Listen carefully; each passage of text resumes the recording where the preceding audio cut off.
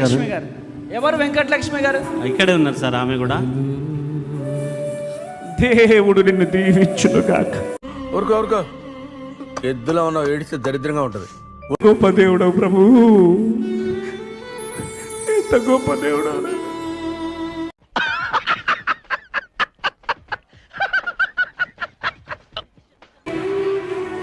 Doctors no అన్నారేమో, యేసయ్య ఈరోజు మీ దేవుడు గొప్ప అద్భుతం జరిగించబోతున్నాడు.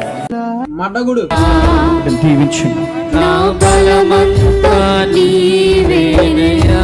ఫాస్టర్ గారు నా కోసం ఎన్నో నిద్రలేని రాత్రులు స్పెషల్ గా ప్రార్థన చేసేవారు.